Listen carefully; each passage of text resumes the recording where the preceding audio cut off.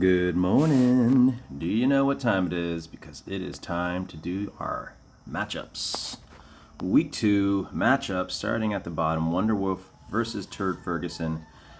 Pretty solid matchup here, honestly. Big game out of DeAndre Swift. I thought he looked great on Thursday. Gives Eric a huge start here.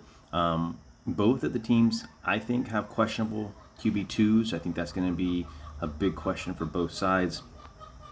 I do think that ultimately, though, if I'm looking through this, that Eric loses this matchup. I think Kadarius Toney doesn't do anything again. I think he probably does see a fair amount of targets, but I just don't know if he's going to do anything.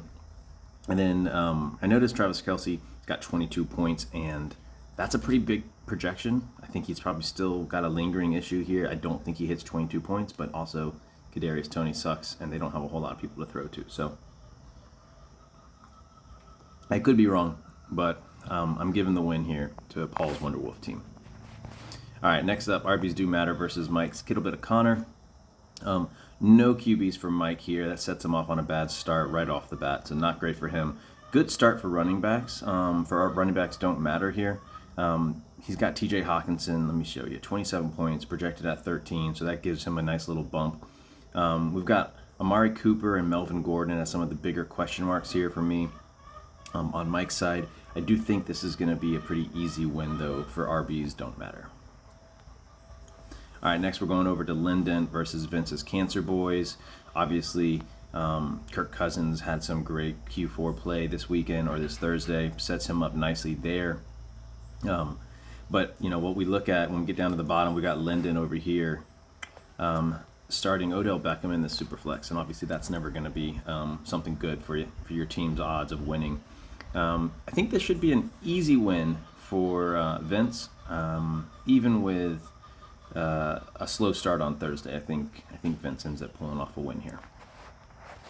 All right, next we're going over to Sons of the Harpy versus Mihaw's team. I think this will be closer than it looks. Right now it's projected at 143 for Mihao, 117 for Sons of the Harpy. I do think it gets closer than that. The big question here is, can Sons of the Harpies quarterbacks perform? So Deshaun Watson kind of recovered his last game, his week 1 game, by running it. Russell Wilson going up against Washington. I'm a little nervous about that one. So those are what things that I'm watching for Sons of the Harpy. Mike's Mihal team has got a big lead, though, in my opinion, with Christian McCaffrey, Najee Harris, DK Metcalf, and Jalen Waddle. That's just a nasty little quad stack right there. And so I do think Mihal gets the win. I do think it's going to be closer than Flea Flicker is projecting. Okay, let's move over to Wilson and our new guys, Hydra. Big question for me here is, can Zach Wilson play? Does he do well against the Dallas defense? Like, what does that look like? All right. Overall, though, you look at this matchup, Wilson's got Saquon Barkley and Jahmyr Gibbs. I think Jahmyr Gibbs gets a lot of volume this weekend. I think we start to see his dominance pick up a bit here. I do think that Dobbs is going to have some volume, though. I mean, it looks like Green Bay's got a lot of injuries going into Atlanta. I think Atlanta's cornerbacks probably will shut down Dobbs, which will force Green Bay to rely more on dink and dunk passes and running game. So we'll see what happens there. Huge start out of Devontae Smith on Thursday. That guy is so talented. I tried to pick up I tried to pick up Devontae Smith from Hydra, and they had none of that. So, damn it. I think it really comes back to, what does Zach Wilson do against this Dallas defense? I am going to give the win to Hydra, moving them to a 50-50 matchup, or 50-50 1-1. But it really just depends on what Zach Wilson does. All right, next we're going to move up to all rookie team versus all bench team. Aubrey's not so very good team. I am calling this my match of the week. Match of the week. Both teams look like they're composed of like really boom-bust players, right? I mean, Mac Jones exploded in week 1, put up like 500 freaking yards. I mean, just ridiculous volume attempts there, or passing attempts there. When I look at this, I look at Dameon Pierce, I look at Brian Robinson. Both of them could do 6 points. Both of them could put up 20 points. Both of them have A-Chain and Charbonnet. I think same things. Like, could be nothing. They could get a fall into the end zone for a touchdown. I love Addison, by the way, so happy to see him on the all-rookie team there. I think JSN's going to be great, but Seattle doesn't run a whole lot of 3 wide receiver sets right now. Maybe that picks up. I don't think it's going to happen this weekend. Curtis Samuel, that's going to be an interesting one. Kendrick Bourne blew up in week 1. Jerry Jeudy, I mean, he hasn't done shit all of his career yet, but he could. He absolutely could. Evan Ingram's had some big games. Even Tyler Higbee, I feel like, might have a potential big game here. So, fun. This is my match that I'm watching this week. I am going to give the win to Aubrey's not all bench team. Aubrey's not so very good team. I think he ends up being the better team this weekend.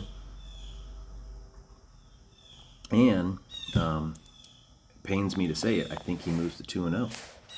Pains me because I have his pick. That's why.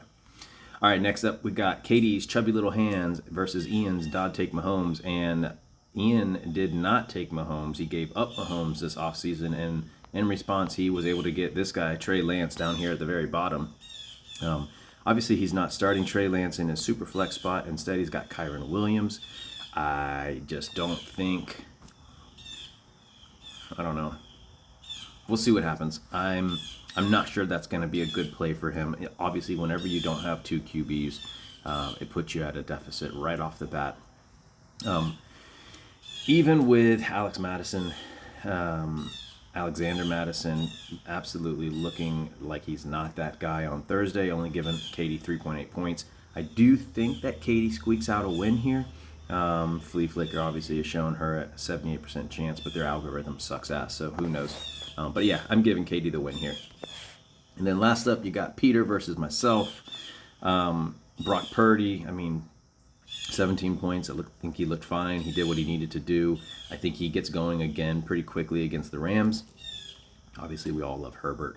On the other side, you got Burrow and Jackson. Both of them absolutely shit the bed last week. So, anything greater than a cumulative of 10 points would be a win for me. I was happy with Williams last weekend. I thought that he's getting the volume we need, just looks a little slower. And then I giggled at the Ezekiel Elliott versus Tony Pollard matchup, kind of the old versus the new. So that would be fun to watch. Calvin Ridley looked great last weekend. I expect him to continue to look great. CeeDee Lamb, well, let's hopefully get some passing volume going there on the Dallas side.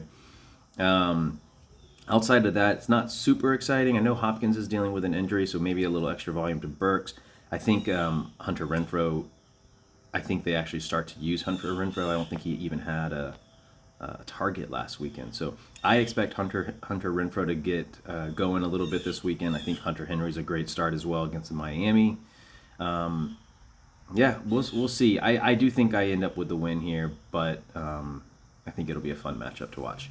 Anyway, I'm heading out for the week. I'm going camping. Don't text me. Don't bother me. And Mike, if you drop a player that you didn't mean to, don't ping me. After all that, go Falcons. Shit, how do I get rid of this fucking thing? Oh God, Jesus Christ. Oh, how do I do it?